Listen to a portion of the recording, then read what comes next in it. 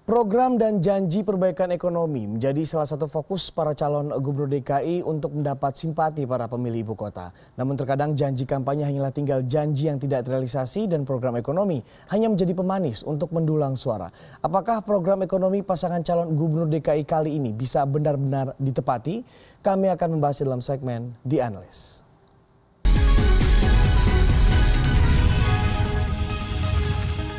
Sudah bergabung bersama kami Direktur Eksekutif Indef Eni Sri Hartati. Selamat pagi Mbak Eni, terima kasih sudah bergabung bersama kami. Yang sedang panas saya bahas, yang sedang panas dulu.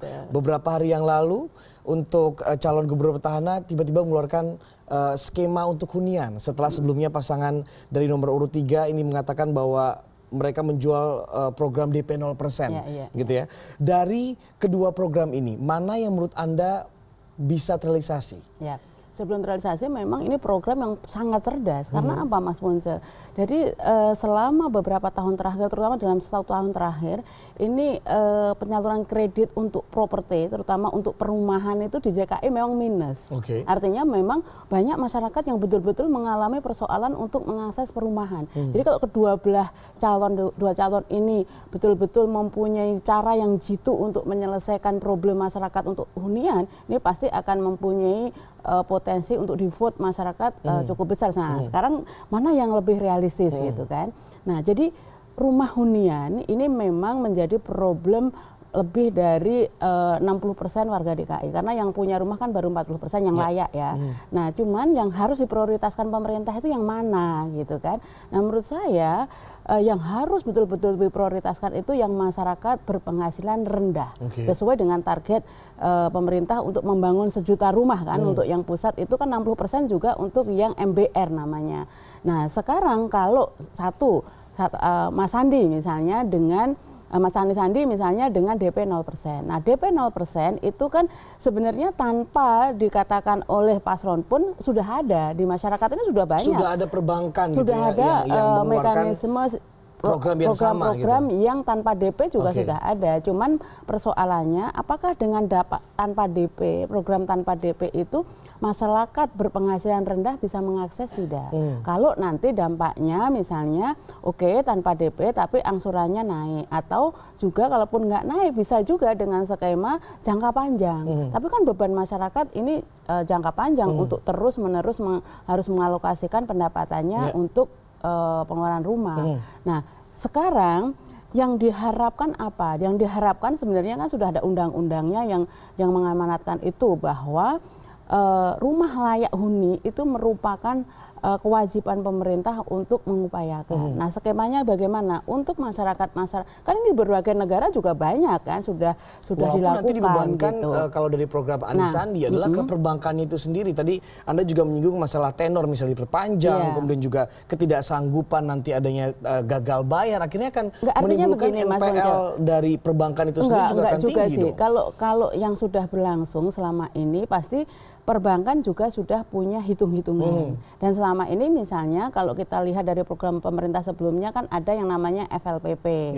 Nah, ini juga NPL-nya nggak terlalu besar. Memang untuk tahun belakangan ini NPL-nya tinggi bukan karena FLPP-nya atau bukan penyaluran kredit ke propertinya, tetapi memang karena kondisi perekonomian kita yang mengalami perlambatan atau penurunan, sehingga daya beli masyarakat rendah, ya otomatis berdampak kepada tadi kewajiban pemenuhan kredit gitu kan. Nah, tetapi yang skema ini kan penting. Artinya begini, kalau hanya sekedar DP 0% memang itu tanpa program pemerintah pun asal ada permintaan dari masyarakat dan bank bisa menghitung, atau pihak penyedia atau pengembang dan sebagainya ini bisa melakukan kesepakatan dengan nasabah gitu kan. Nah, yang menjadi persoalan sekarang bagaimana peran pemerintah gitu kan.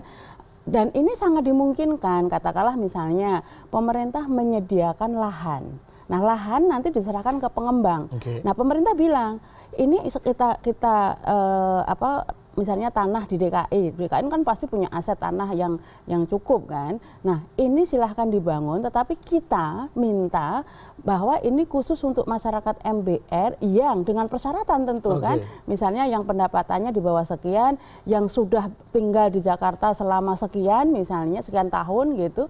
Nah dengan syarat nanti dijual dengan harga yang ditetapkan oleh pemerintah daerah. Bagaimana dengan skema dari Ahok Jarot yang lebih memilih untuk subsidi ketimbang DP 0%? Iya, artinya kan itu bentuk-bentuk subsidi. Nah, bentuk subsidinya itu bisa dengan cara pemerintah menyiapkan lahan, pemerintah bisa menyiapkan fatsum ya, fasilitas umum, atau pemerintah mengurangi kewajiban pajak-pajak untuk untuk pengembang penyediaan rumah MBR. Oke, jadi sebenarnya lebih realistis yang mana nih Mbak ini? Secara tetap saja harusnya pengen untung kan perbankannya juga, pemerintah juga mau tidak mau harus untung, walaupun juga akhirnya membuat masyarakat lebih sejahtera gitu. Nah, akhirnya sebenarnya dua-duanya memungkinkan ketika misalnya DP 0% itu nanti tidak selalu membebani. Artinya gini, 0% itu tidak hanya DP-nya nanti ditarik menjadi jangka waktunya lebih panjang atau angsurannya lebih besar. Nah, DP 0% itu benar-benar untuk jelas bahwa ini tanpa DP. Nah, setelah itu bagaimana mengurangi angsuran, bagaimana juga ini masyarakat menengah rendah tadi yang berpenghasilan rendah tadi juga bisa mengakses ketika pemerintah menyiapkan subsidi. Jadi ini gabungan memang untuk yang khusus MBR loh ya. Kalau untuk yang menengah, penghasilan menengah memang dengan tawaran DP 0% itu mungkin sudah cukup gitu. Artinya cukup itu ini kan sudah diringankan kan, selama ini banyak juga yang mempunyai masalah untuk penyediaan DP yang terlalu besar. Nah, jadi skema-skema ini memang memungkinkan. Yang penting sekarang ada konsistensi. Jadi konsistensi dari dari DP 0% yang memang sebenarnya sudah dilakukan oleh bahkan lembaga keuangan dan juga perbankan saat ini gitu ya. Bagaimana dengan skema untuk pasangan yang nomor urut 2 yang mengatakan bahwa dengan penghasilan tidak mencapai sekian ini hanya mampu menyewa, kemudian juga baru yang penghasilan lebih dari 10 juta baru mereka akhirnya bisa memiliki. Apakah ini lebih realistis karena mereka melihat penghasilan di bawah 10 juta rupiah sebenarnya per bulan di kota-kota besar kita bandingkan misalnya di negara-negara lain ya. Di negara-negara lain untuk penyediaan rumah ini selalu tidak harus menjadi hak milik. Katakanlah kalau yang sudah sangat maju misalnya kita lihat Jepang misalnya, hampir semua apartemennya itu hanya hak guna, nggak ada hak milik. Dan hanya orang-orang persentasenya mungkin tidak besar justru yang mempunyai rumah sendiri. Tetapi yang dibutuhkan masyarakat itu kepastian. Jadi kepastian bahwa walaupun mereka tidak punya hak milik untuk apartemen atau rumah susun atau apapun lah itu yang telah dibangun dan disediakan untuk mereka, tapi mereka punya kepastian bahwa misalnya uang sewa ini tidak seenak-enaknya naik setiap tahun. Fasilitas umum misalnya kayak sekarang kita lihat di rusun ya, di rusun udah nggak ada liftnya, ternyata airnya mati. Jadi orang yang tinggal di lantai 5 ke atas itu coba bayangkan kalau harus mengangkut air, gitu ya? Mengangkut air dengan naik tangga gitu kan, nggak manusiawi juga walaupun judulnya adalah tinggal di rumah yang lebih layak gitu kan. Nah, jadi kepastian itu yang dibutuhkan oleh masyarakat apapun skemanya. Jadi sebenarnya dua skema itu masih sangat memungkinkan, masih bisa dilakukan gitu ya. Yang penting konsisten bahwa ini ada kepastian kepada masyarakat dan memang sesuai dengan daya beli masyarakat. Karena syaratnya pun juga sudah ditentukan gitu ya. Tidak semua masyarakat dengan penghasilan berapapun boleh mengajukan walaupun ada syarat tertentu. Dan jangan juga untuk investasi, Mas Monce, itu yang penting bahwa ini memang rumah pertama untuk gitu hunian. Ya. Rumah untuk hunian. Kemudian untuk program ekonomi selanjutnya adalah untuk pasangan Ahok Jarot ini fokus kepada meningkatkan peran BUMD. Banyak sektor yang difokuskan oleh pasangan Ahok Jarot seperti misalnya meningkatkan peran BUMD untuk mendukung ekonomi daerah mulai dari ketahanan pangan, hunian, infrastruktur, transportasi, kemudian juga sampai ke operasi pasar. Sementara kalau untuk pasangan Anies Sandiaga ini lebih kepada, saya melihatnya entrepreneurship, lebih kepada mengembangkan pengusaha-pengusaha kecil di DKI Jakarta. Mana yang lebih realistis menurut Anda? Saya pikir sebenarnya itu hanya angle-nya yang ditonjolkan ya, bahwa nanti katakanlah baik Pak Sandi maupun Pak Ahok kalaupun jadi tetap menangani dua-duanya gitu loh, bahwa ini kan satu kebutuhan atau keniscayaan yang dari masyarakat bahwa misalnya entrepreneur ini kan yang usaha-usaha mandiri sekarang maju dengan pesat pesat, apalagi di kota-kota besar dengan fasilitas high tech, teknologi, startup dan e-commerce ini kan sudah keniscayaan. Pasti itu juga akan digarap gitu kan.